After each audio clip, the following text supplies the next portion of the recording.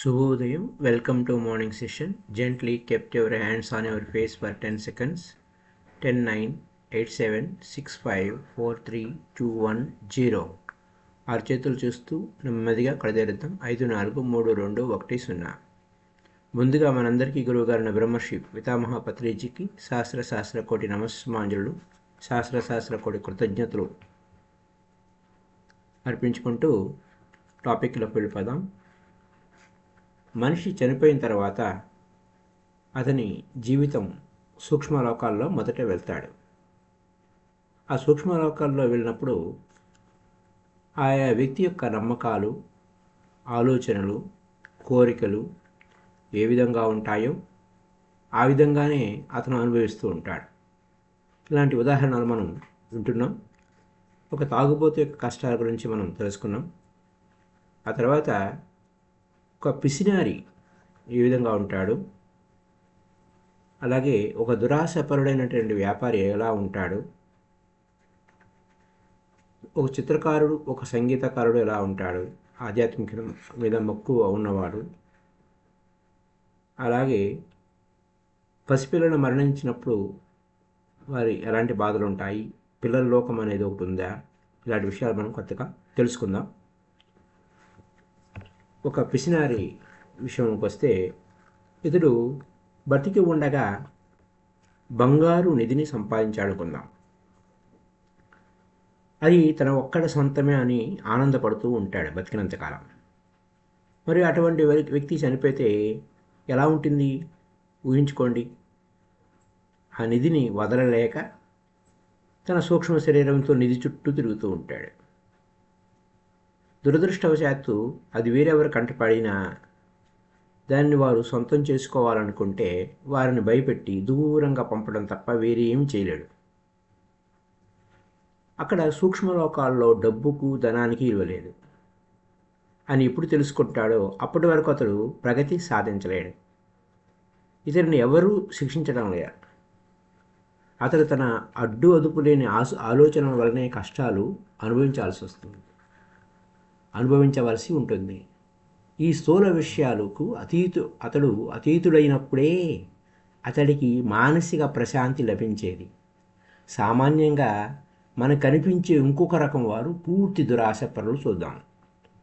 ఒక వ్యక్తి మరో వ్యక్తిని ప్రేమించాడనుకుంటే, కానీ ప్రేమించిన వ్యక్తిని మానసికంగా, శారీరకంగా అవసరాలకు వాడుకోవాలనుకుంటాడు.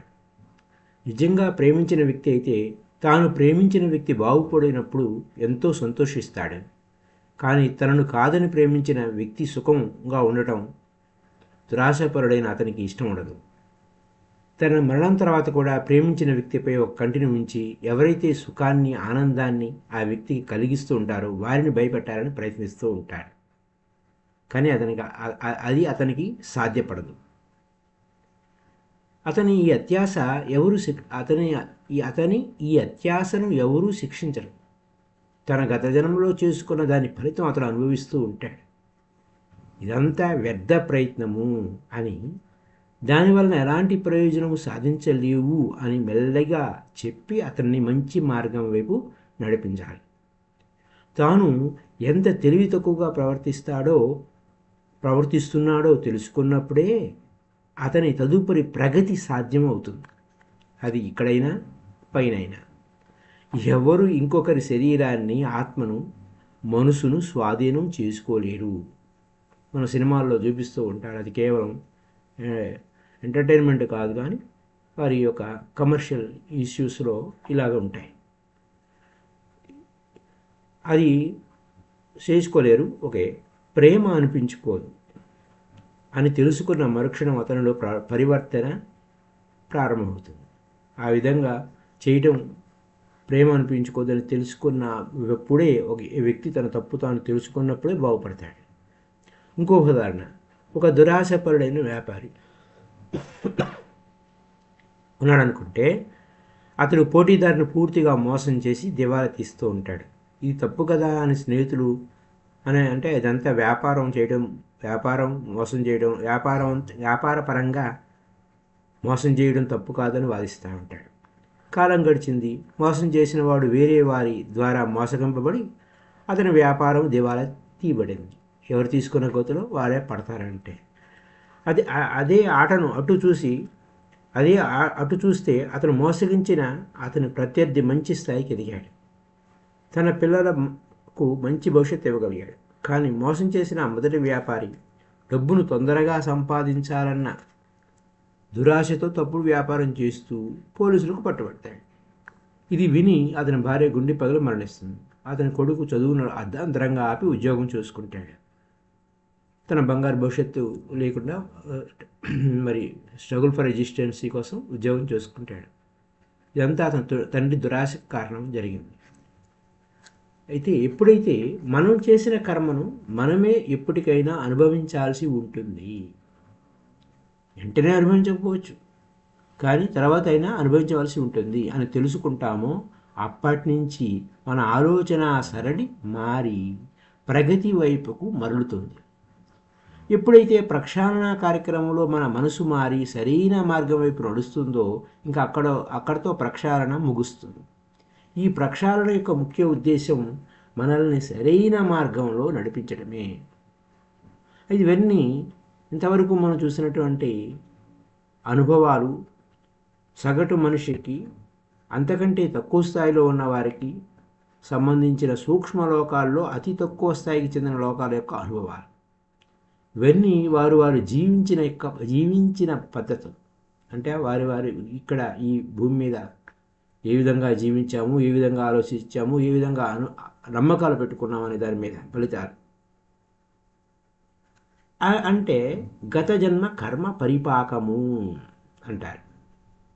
గత జన్మ కర్మ పరిపాకము అన్నమాట. మరి మంచి స్థాయికి ఎదిగిన వారు సూక్ష్మలోకపు మంచి స్థాయిలో ఉన్న లోకాలకు వెళతారు. ఇది వారి గత జన్మల కర్మను బట్టి ఉంటుంది. అంటే ఆలోచనలను బట్టి, నమ్మకాలను బట్టి ఉంటుంది, లేదా జీవించిన పద్ధతిని బట్టి ఉంటుంది. ఇలాంటి వారు ఈ తక్కువ స్థాయిలో లోకాలను దాటుకుని మంచి స్థాయి లోకాలకు వెళ్ళగలుగుతారు. అక్కడ వారు తమ నూతన వారు ఏం చేస్తారు? తమ నూతన ప్రయోగాలను చేసుకుంటూ తమ సబ్జెక్టుకు సంబంధించిన వారిని కూడగట్టుకుని ఉండటం చూడవచ్చు. విజ్ఞాన శాస్త్రానికి సంబంధించిన వారికి తన శాస్త్రానికి సంబంధించిన విద్యార్థులతో, గణితానికి సంబంధించిన ఆ శాస్త్రానికి సంబంధించిన విద్యార్థులతో కలిసి గుంపులుగా ఉంటారు. వీరికి సూక్ష్మలోకాలు తమ జ్ఞానాన్ని పెంపొందించుకోవడానికి అవకాశం కలిగిస్తాయి. ఇప్పుడు మంచి అభిరుచి కలిగి పరిణితి సాధించడానికి ఉత్సాహపడుతున్నటువంటి వారి గురించి తెలుసుకోవాలనుకుంటే, ఒక చిత్రకారుడు అద్భుతమైన చిత్రాలను అక్కడ మనోశక్తి ద్వారా అక్కడ నిర్మించుకుంటాడు. అక్కడ విద్యార్థుల చేత సృష్టింప చేయిస్తూ ఉంటాడు, ప్రోత్సహిస్తూ ఉంటాడు. అలాగే ఓ సంగీతకారుడు కూడా అలాగే ప్రకృతి సంగీతం, సముద్రంలోని సంగీతం, గాలిలో సంగీతం, ఇలాంటివన్నీ ఇతడు గ్రహాల నుంచి వచ్చేటువంటి సంగీతం వినగలుగుతాడు. ఈ గ్రహాలు తమ గతిలో సరిగ్గా ప్రయాణం చేయడం కోసం ఒక ప్రత్యేకమైన సంగీతం, రంగును కల్పించబడ్డాయి. జగత్తులో సంగీతానికి మరి రంగులకు ఒక అవినాభావ సంబంధం ఉంది. ఇప్పటి వరకు మనం ఈ విశ్వంలో జీవం గురించి అర్థం చేసుకున్నదంతా ఒక చిన్న పాకే పిల్లవాడి గురించి అనుభవం లాంటిది. అంటే పోలిస్తే ఇన్ఫాంట్ సోల్, చిన్న బాబు పాకుతూ ఉన్నాడు అనుకోండి, ఆ స్థాయి గురించి తెలుసుకున్నంతే. ఇంకా తెలుసుకోవాల్సింది ఎంతో ఉంది. ఒక సంగీతకారుడు సంగీతంలో సప్తస్వరాలకు అధిపతి అయిన దేవదూత నేచర్ స్పిరిట్స్ దేవాసును కలుసుకుంటాడు. ఈ దూతల చేత అంతరంగము, మాటలు, పలుకు, జీవితం అంతా సంగీతమే. ఆధ్యాత్మికతపై మక్కువ ఉన్నవారు ఎవరైనా, ఒక మనిషి తన లక్ష్య సాధన కోసం చాలా లోతుగా ధ్యానం చేసి ఉన్నాడు అనుకోండి, ఈ లోకంలో అతనికి సూక్ష్మలోకాల్లో అనంతమైన బ్రహ్మానందం కలుగుతుంది. గత జన్మలో తన బాల్య వయసు నుంచి విన్న సిద్ధాంతాలు, తన సొంత వివరణతో అర్థం చేసుకున్నవి, ఏవో గ్రంథాలు చదివి అందులో ఉన్న విషయాలు సత్యం అనుకుని వాటి దారిలో నడిచిన వాటి గురించి అక్కడ పరిశోధన చేసి వాటిలోని సత్యాన్ని సొంతంగా తెలుసుకున్నప్పుడు అతడు కలిగే ఆనందం, సంతోషాన్ని మనం వర్ణించలేం. ఇంతకాలం అతడు అనుమానం అనే చీకట్లో ఉన్నాడు. ఇప్పుడు అతడు జ్ఞానం అనే వెలుగులోకి కొంతవరకు పొందగలిగాడు. జీవించి ఉండగా లోకోపకారి, దయాళువుగా అయిన వ్యక్తి యొక్క మరణం ఎలా ఉంటుంది అంటే ఈ అవకాశం లభిస్తుంది. మరణాంతరం కూడా అదే అవకాశం లభిస్తుంది. సహాయం అవసరమైన వారికి సహాయపడుతూ తన కాలాన్ని పూర్తిగా సద్వినియోగం చేసుకుంటూ ఉంటాడు. మరణించిన వారిని విద్యావంతులుగా చేసే బాధ్యత తాను తీసుకున్నట్లయితే అతనికి ప్రతిక్షణం పని. ఇలాంటి వారు యుద్ధ సమయాల్లో చాలా అవసరం. ఆయా సమయాల్లో మరణించిన వారిలో అమాయకులు చాలా ఎక్కువగా ఉంటారు, జ్ఞానులు చాలా తక్కువగా ఉంటారు. మరణించిన వారికి లోకోపకారులు సరైన దారి చూపించగలగాలి.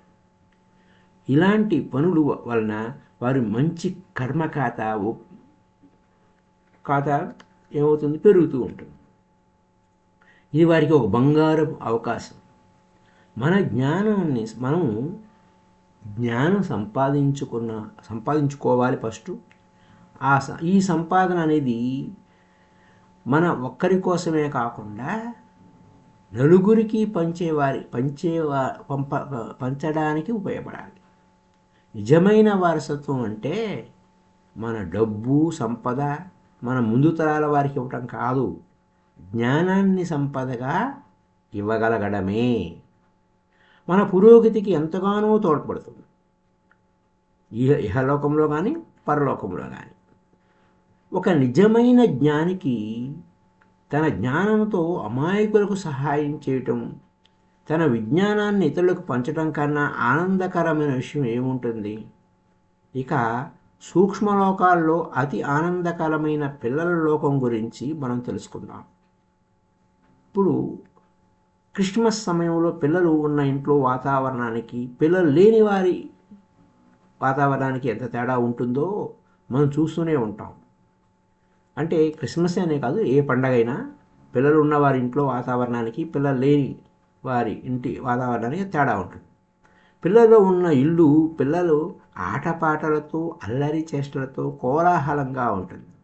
అదే పిల్లలు లేని ఇల్లు అయితే ఆ ఇల్లు నిశ్శబ్దంగా నిస్సారంగా ఉంటుంది. ఇటువంటి వారి ఇళ్లల్లో నిజమైన సంతోషం కరువై ఉంటుంది. ప్రపంచంలోకెల్లా అద్భుతమైంది పిల్లల నవ్వు, చిన్నపిల్లల నవ్వు. ఈ పసితనాన్ని తమ జీవితంలో గుర్తు చేసుకుని తాము దాన్ని ఎంత తొందరగా కోల్పోయామోనని పడని వారు ఉండరు. పసిపిల్లలే ఈ ప్రపంచంలో నిజమైన జీవులు. ఎందుకంటే వీరికున్నంత సంతోషం వేరెవరికి ఉండదు. ఈ పిల్లల లోకం ఒక అద్భుతమైన లోకం.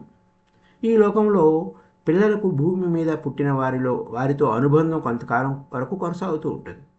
ఇది మన ఊహల్లో ఉండే స్వర్గలోకం లాంటిది. ఈ లోకం ప్రకృతికి మరో రూపమై ఉంటుంది. అందమైన వనాలతో పచ్చని బయళ్లతో గంధర్వలోకాన్ని తలపిస్తూ ఉంటుంది. ఇక్కడ స్థూలలోకపు వస్తువుల గురించి చెప్పేవారు ఉండరు, దాని గురించి కలలకంటూ కలవరించేవారు ఉండరు. ఈ వాసనలన్నీ వయసు పెరిగిన మనుషులకు బాధ్యతల వల్ల, ఇతరులు చెప్పేవి వింటూ వాటిపైన మక్కువ పెంచుకోవటం వల్ల వచ్చేవే. ఉదాహరణకి జంతు ప్రపంచంలో చూడవచ్చు. సింహం పిల్లలు పుట్టినప్పుడు మిగతా వాటికి లాగానే అమాయకంగా ముద్దుగా ఉంటాయి.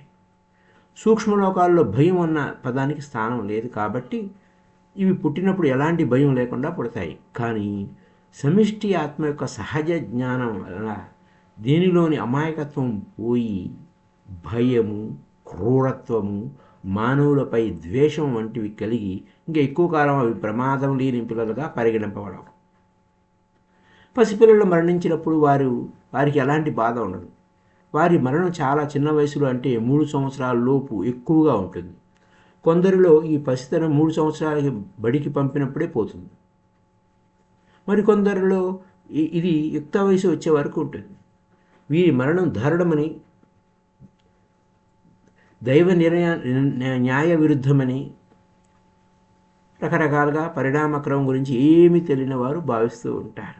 కానీ యథార్థం అర్థం చేసుకున్న వారికి ఒక బాలుడు ఏకాత్మని, తన పరిణితిని సాధించుకోవడం కోసం జన్మ తీసుకున్నాడని, పరిస్థితుల ప్రభావం వలన వెనక్కి తిరిగినా అది తిరిగి తన పరిస్థితి మెరుగు కోసం జన్మను తీసుకుంటుందని అవగతమవుతుంది. అకాల మరణం వలన ఈ ఆత్మ ఎలాంటి కష్టాన్ని నష్టాల్ని సహించాల్సిన అవసరం లేదు అని తెలుసుకుంటాడు. పసితనంలో చనిపోయిన వారు త్వరగా తిరిగి వస్తారు. ఇదే ఆత్మ కాస్త వయసు పెరిగిన తర్వాత చనిపోతే కొంచెం కష్టపడాల్సి వస్తుంది. ఎందుకంటే వారి పసితనం స్థానంలో ప్రాపంచిక వాసనలు చోటు చేసుకుని ఉంటాయి. కొత్తగా జన్మ తీసుకోబోతున్న ప్రతి పసివానికి జ్ఞానం అవసరం. దీనివలన అతనికి రాబోయే ప్రమాదాల నుంచి రక్షణ కలుగుతుంది. అతని ప్రయాణంలో సులభం అవుతుంది. పిల్లలు సూక్ష్మలోకాలు చేరగానే అక్కడ ఎలాంటి నియమాలు లేకపోవటం వలన వారు అద్భుతమైన ఆనందకరమైన జీవితం గడుపుతారు. వీరిని సంరక్షించడానికి తల్లులు కొదవ ఉండదు. ఈ తల్లులు ఇలాంటి పసిపిల్లలని కోల్పోయిన వారు కాబట్టి వీరికి ఆ పిల్లల మీద ఆపేక్ష ప్రేమ ఎక్కువగా ఉంటుంది. వీరు సూక్ష్మలోకాల్లో ఉన్నప్పటికీ స్థూలలోకపు మాతృత్వ భావన కలిగే ఉంటారు. అనారోగ్యం, ఆకలి, పేదరికం లాంటి వంటివి ఈ సూక్ష్మలోకపు తల్లుల్లో ఉండవు.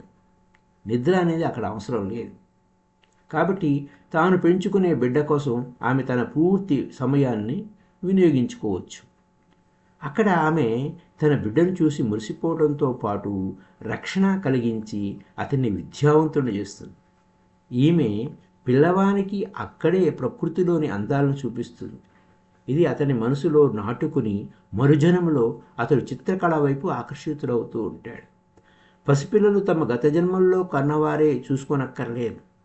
వారిని చూసుకోవడం కోసం, రక్షణ, విద్యా అవకాశాలను కల్పించడం కోసం ఇతరులు కూడా ఉంటారు. వీరు పసిపిల్లల భవిష్యత్తు కోసం వారి ఆటపాటలతో భాగం వహిస్తూ ఉంటారు. ఒక చురుకైన పిల్లవాడిని తీసుకుందాం. వాడి ఊహాశక్తి అంచనా వేయండి ఎలా ఉంటుందో. వాడు తన కథల పుస్తకాల జ్ఞానంతోనూ తన సొంత ఊహా జ్ఞానంతోనూ తన చుట్టూ ఒక ఊహల ప్రపంచాన్ని సృష్టించుకుని ఉంటాడు. ఆ పిల్లవాడు మరణించాడు. ఇక ఆ పిల్లవానికి పుస్తకాలతో తన ఊహలతో ఊహించుకున్న వాటిని భూలోకంలో మాదిరిగా అపనమ్మకంగా నమ్మవలసిన అవసరం ఉండదు. ఈ సూక్ష్మలోకము ఒక ఊహాలోకం కాబట్టి ఆ పిల్లవాడి ఊహలను వెంటనే రూపం దాలుస్తూ ఉంటాయి. స్థూలలోకంలో మాదిరిగా తన స్థానాలు తొట్టిగినే పడవగా 2 కట్టెలను తెడ్లుగా ఊహించి ఆనందించాల్సిన పని లేదు. తన కల్పనాశక్తితో నదిని సృష్టించుకుంటాడు. పడవని, తెడ్లను సృష్టించి నిజంగా నడిపిన అనుభూతిని ఆ సూక్ష్మలోకాల్లో ఆ పిల్లవాడు ఆనందిస్తూ ఉంటాడు. వీరి కల్పనలకు అనుగుణంగా అక్కడి ప్రకృతి మారిపోతూ ఉంటుంది, ఎంతో సహకరిస్తూ ఉంటుంది. సినిమా హీరోలను ఎక్కువగా అనుకరించి ఆనందించే పిల్లలు తాము తలుచుకున్న తక్షణం తాము కోరుకున్న హీరోల వేషంలోకి మారిపోతూ ఉంటారు. ఈ సూక్ష్మలోకపు శరీరం కావలసిన ఆకారాన్ని సంతరించుకుంటుంది. ఆ పసిపిల్లవాడు కోరుకున్న తక్షణం కావలసిన రీతిగా మారటం వలన సూక్ష్మలోకంలో నేర్చుకోవడానికి వీలు లేని విజ్ఞానాన్ని ఇక్కడ నేర్చుకుంటాడు. అంటే స్థూలలోకంలో భూమి మీద నేర్చుకోలేని విజ్ఞానాన్ని ఈ సూక్ష్మలోకంలో ఆ పిల్లవాడు నేర్చుకుంటాడు. అలాగే మనం ప్రశ్నలు కురిపించే పిల్లలను చూస్తూ ఉంటాం. ప్రశ్నల వర్షం కురిపిస్తూ ఉంటారు పిల్లలు. అదేమిటి ఇదేమిటని. వీరి ప్రశ్నలకు జవాబు చెప్పలేని వారు ఎన్నోసార్లు కంగారు పడుతూ ఉంటారు పెద్దవాళ్ళు. ఒక్కొక్కసారి వారిపై విసుగు, కోపాన్ని ప్రదర్శించి వారి ప్రశ్నల వర్షాన్ని ఆపడానికి వ్యర్థంగా ప్రయత్నిస్తూ ఉంటారు. ఒక్కొక్కసారి కొట్టడం కూడా కద్దు. పిల్లల మానసిక పరిస్థితి ఎదిగి ఉండదు కాబట్టి వీరికి జవాబులు చెప్పటం చాలా కష్టం. ఇటువంటి వారిని తిట్టి, కొట్టి వారి భవిష్యత్తును నాశనం చేయకూడదు. జవాబు తెలిస్తే చెప్పాలి, లేకపోతే జవాబు చెప్పకుండానైనా ఉండాలి. అంతేగాని జవాబు సరిగ్గా లేకపోతే అతడు తికమక పడతాడు. మన లోకం కూడా సూక్ష్మలోకంలో మాదిరి ఊహాలోకమే అయి ఉంటే ఈ సమస్య ఉండేది కాదు. వాడి ప్రశ్నకు సమాధానంగా మన కల్పనాశక్తితో కావలసింది సృష్టించి చేసే దృశ్యాత్మకంగా, ధ్యానాత్మకంగా అనుభవం చేసి ఆ పిల్లవాడి అనుమానాన్ని పూర్తిగా తొలగించవచ్చు. అయితే ఇది స్థూలలోకంలో సాధ్యపడదు. సూక్ష్మలోకంలో మన ఊహ, కల్పన చిత్రం మనకు దాని మీద పూర్తి సంయమం ఉన్నంత వరకు ఉండి తర్వాత అదృశ్యమవుతుంది. మరణించిన పిల్లలు తమ తల్లిదండ్రులను, తమ తోటి విద్యార్థులను, స్నేహితులను వదలాల్సి వస్తుంది కదా అని మీరు అడగచ్చు. వీరందరినీ వారు వదులుకోనక్కర్లేదు. ప్రతివారు నిద్రలో తమ స్థూల శరీరాన్ని వదిలి సూక్ష్మలోకాలకు వెళ్తారు. ఆ సమయాల్లో పిల్లలు తమ తల్లిదండ్రుల్ని వారు వీరితోనూ ఆడుకుంటారు. సగంలో ఆపబడిన చదువును కొనసాగిస్తూ ఉంటారు. కానీ తల్లిదండ్రులు నిద్రలేచిన వెంటనే ఇవన్నీ మరిచి తమకు పిల్లలను కోల్పోయామని బాధపడుతూ ఉంటారు. వీరు మెలకువగా ఉన్నప్పుడు చనిపోయిన పిల్లవాని సూక్ష్మ శరీరం వీరికి కనిపించదు, మాట వినిపించదు. కానీ పిల్లవానికి మటుకు వీరి మాటలు, చేష్టలు అన్నీ తెలుస్తూ ఉంటాయి.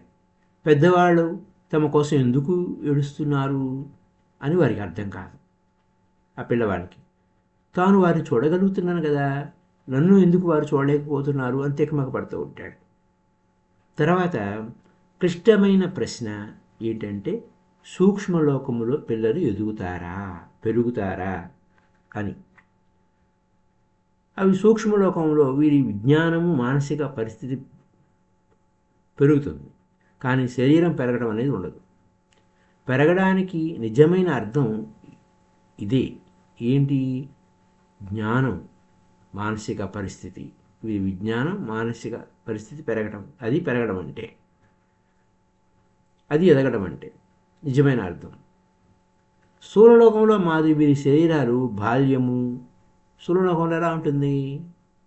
బాల్యం ఉంటుంది, యవ్వనం ఉంటుంది, వృద్ధాప్యం ఉంటుంది. ఆ పసివాడు ఎదుగుదల, ఆ దశలు దాటాల్సిన అవసరం సూక్ష్మలోకంలో లేదు. ఎందుకు అంటే సూక్ష్మలోకాల్లో సూక్ష్మ శరీరాల పెరుగుదల ఉండదు, తరుగుదల ఉండదు. ఒకవేళ పిల్లవాడు పెరగాలనుకున్నప్పుడు అతని ఊహ ప్రకారం తాత్కాలికంగా రూపం మారుతుంది, పెరిగినట్లు చూపిస్తారు. ఈ ఊహాస్థితిని పోగానే మన సూక్ష్మ శరీరం యథాస్థితికి వచ్చేస్తుంది.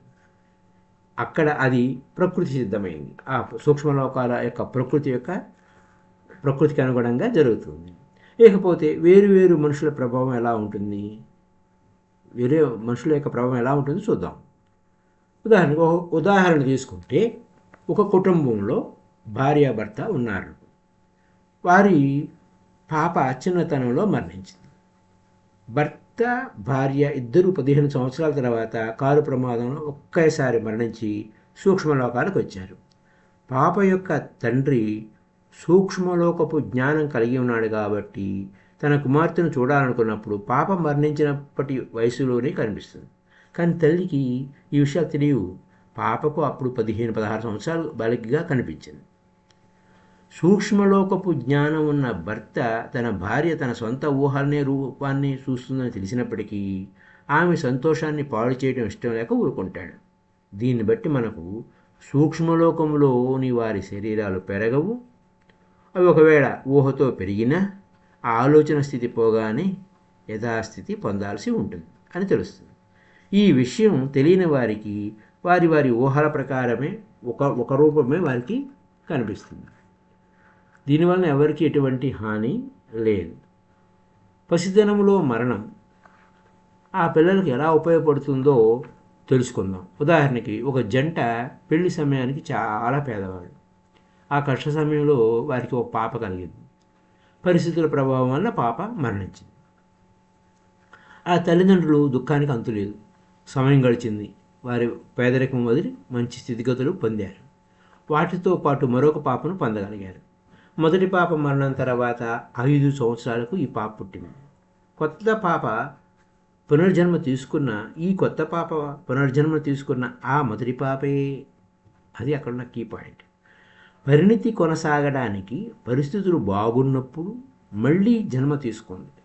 పూర్తి పరిణితి సాధించేంత వరకు మానవుడు మళ్ళీ పుట్టాల్సి ఉంటుంది. కాబట్టి తన పరిణితి సాధ్యం కానప్పుడు వెనక్కి తిరిగి వెళ్ళి మళ్ళీ పరిస్థితులు చక్కబడ్డాక పాప తన పునర్జన్మ తీసుకుంది. ఇట్లా కాకుండా అదే పరిస్థితులు కొనసాగితే పాప యొక్క పరిణితి సాధ్యపడేది కాదు. ఇదంతా జరగటం వలన మొదట భార్యాభర్తలు కలిగిన కష్టం, దుఃఖం వలన వారు చేసిన పాపకర్మలను కొంత భారం తగ్గింది.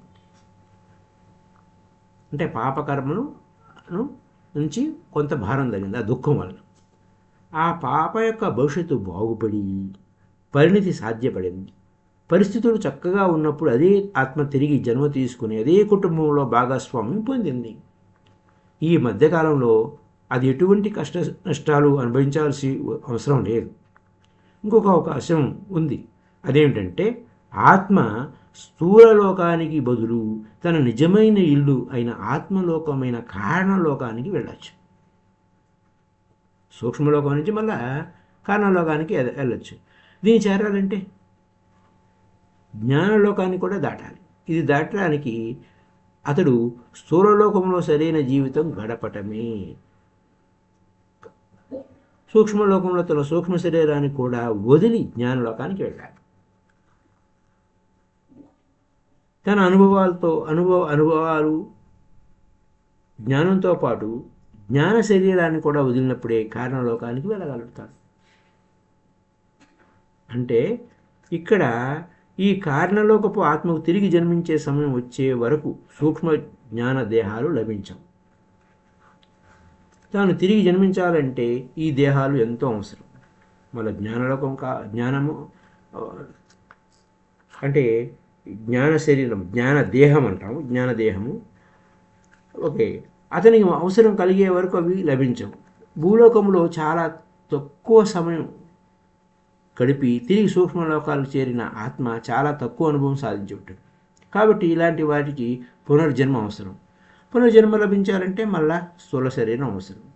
కాబట్టి తమకు సరిపోయే శరీరం లభించే వరకు అదే సూక్ష్మ జ్ఞాన శరీరాలతో కూడిన జన్మ తీసుకుంటూ ఉంటారు. అక్కడే స్థూల శరీరం మారింది, కానీ సూక్ష్మ జ్ఞాన శరీరాలు అవే కాబట్టి దాని పరిణితి సాధ్యపడుతుంది. జీవ పరిణామం అనేది చాలా నెమ్మదిగా జరిగే కార్యక్రమం. ఈ పరిణామక్రమం ముక్కలుగా కంటే ఒకటిగా అర్థమవడం సులభం. ఈ పరిణామక్రమం గురించి తెలుసుకున్నందువల్ల మనకు అణుమాత్రం ప్రయోజనం కలిగించుకున్నా చాలు. పరిణామక్రమంలోని మానవుల పాత్ర అర్థం చేసుకొని దాన్ని ఆచరణలో పెట్టాలి. ఇక్కడ మనం ఎంత అద్భుతంగా జీవిస్తామో పైలోకంలో అంతే అద్భుతంగా జీవిస్తాము. ఇక్కడ ఏ విధంగా ఉంటామో పైన అంతే అద్భుతంగా ఉంటాము. మన వంతు సహాయం మనం చేసుకున్నట్లే, అదే సమయంలో అందరికీ చేసినట్లే. అయితే సూక్ష్మ లోకాలను దర్శించాలంటే చేయాల్సిన ప్రయోగం గురించి ఇప్పుడు తెలుసుకుందాం. మొట్టమొదటిగా మాంసాహారము, మత్తు పదార్థాలు అవి తీసుకోరాదు. మనం ఎలాగో తీసుకోము. దీనివలన మనం చూసిన విషయాలు మరిచిపోయే ప్రమాదం ఉంది. ఆహారాన్ని మితంగా తీసుకోవాలి. రాత్రి 7 గంటలకల్లా భోజనాలు ముగించాలి. 9:30 గంటలకల్లా మనం నిద్రకు ఉపక్రమించాలి. మనం పరుపుపై పడుకుని లేదా పడుకుని ఉన్న మనల్ని ఊహించుకోవాలి. మనం పరుపుపై పడుకున్న తర్వాత పడుకుని ఉన్న మనల్ని ఊహించుకోవాలి. ఎందుకంటే మన స్థూల శరీరాన్ని వదలగానే మనకు కనిపించే మొట్టమొదటి దృశ్యం మన శరీరం పరుపు మీద పడుకుని ఉన్న శరీరం కనపడుతుంది. మొట్టమొదటి మీకు ఆశ్చర్యం వస్తుంది, ఏమిటిది అని. ఎందుకంటే మీరు చూసే మొట్టమొదటి దృశ్యం మిమ్మల్ని మీరు శారీరకమైన శరీరంగా చూసుకోవటమే. ఈ విషయం తెలియకపోతే మిమ్మల్ని మీరు చూసుకున్న మరుక్షణం మీ భయపడిపోయి మీ సూక్ష్మ శరీరం తిరిగి మీ లోపలికి ప్రవేశిస్తుంది, అంటే స్థూల శరీరంలోకి ప్రవేశిస్తుంది. ఇది తిరిగి బయట రావడం చాలా సమయం పడుతుంది. ఇలాంటిది జరగకుండా ఉండడానికి ఈ హెచ్చరిక అన్నమాట. ప్రతిరోజు మీరు మీ శరీరంలోంచి మీకు తెలియకుండానే బయటకు వస్తూ ఉంటారు. ఇవన్నీ మీ ప్రయోగానికి ఎలాంటి ఆటంకం కలగకుండా ఉండడానికి చెప్తున్న జాగ్రత్తలు.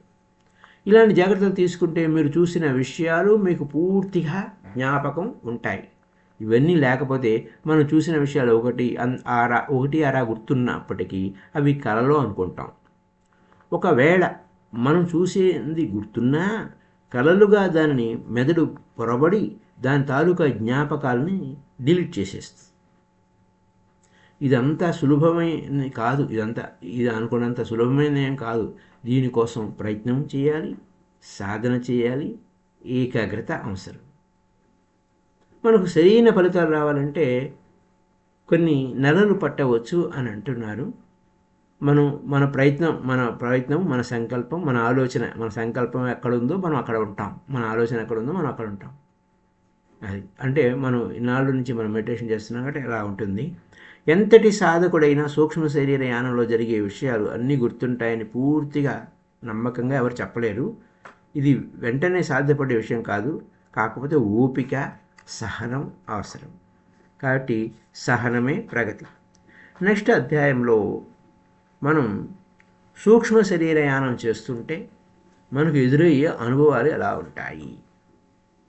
నెక్స్ట్ మనం చేయబడే స్వాధ్యాయంలో సూక్ష్మ శరీరయానంలో ఎదురుపడే అనుభవాలు. సూక్ష్మ శరీరయానం చేస్తాం ఇరుకుతో, అలాంటి అనుభవాలు ఎలా ఉంటాయి అనే అంశాలను నెక్స్ట్ ఎపిసోడ్లో తెలుసుకుందాం.